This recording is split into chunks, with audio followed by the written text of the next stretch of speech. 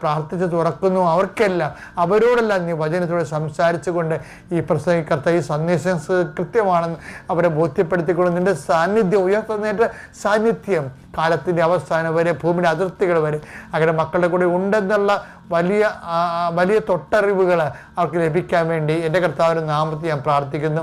നിത്യം പിതാവും പുത്രനും പരിശുദ്ധാത്മാവും സർവ്വസ്വരും നയിക്കുവാമേ. എൻ്റെ പ്രിയപ്പെട്ടവരെ, കർത്താവ് ഉത്ഥാനത്തിന് ശേഷം കർത്താവ് അപ്പോസ്തലന്മാരെ കാണുമ്പോഴൊക്കെ പറയുന്ന ഒരു വാക്കാണ് എന്താണ്? അലക്കിൽ ശ്രാമ,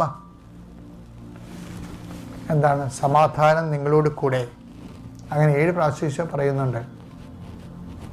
എന്നിട്ട് പിന്നെ ഈ സമാധാനത്തെക്കുറിച്ച് പറയുമ്പോഴും കർത്താവ് അവരെ പറഞ്ഞയക്കുന്നത് അസമാധാനത്തിലേക്കാണ്.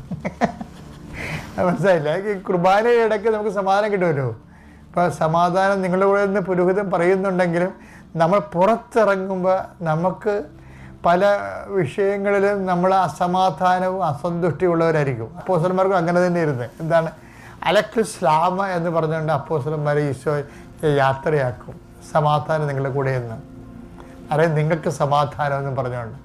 പക്ഷേ അവരെ പറഞ്ഞേക്കണേ എങ്ങോട്ടാണ്? അസമാധാനത്തിലേക്കാണ്. എന്ന് വെച്ച് കഴിഞ്ഞാൽ കർത്താവ് നിങ്ങൾ പറഞ്ഞത് നിങ്ങളെ ചെന്നാക്കയിടയിലേക്ക് കുഞ്ഞാടുകളെ എന്ന പോലെയാണ് നിങ്ങളെ അയക്കുന്നതിൽ പറഞ്ഞത്. അപ്പോൾ കുഞ്ഞാടുകളെ എങ്ങാനും ചെന്നാക്കയിടയിലേക്ക് വല്ല സമാധാനം ഉണ്ടാകുക? പിന്നെ അവിടുത്തെ സമാധാനം ഏതാണ്? ആ സമാധാനം എന്ന് പറഞ്ഞത് ആശംസയിലൂടെ കർത്താവ് വാഗ്ദാനമാണുള്ളത്. കർത്താവിൻ്റെ സമാധാനം നമ്മുടെ വാഗ്ദാനമാണ്.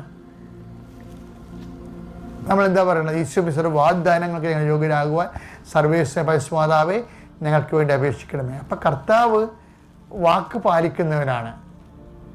സാഹചര്യങ്ങൾ ഭിന്നമായിരുന്നാലും പ്രതികൂലമായിരുന്നാലും കർത്താവ് നമ്മൾക്ക് സമാധാനം നൽകി വിടുന്നത് തിരുവുദ്ധാനത്തിൻ്റെ സമാധാനമാണ്.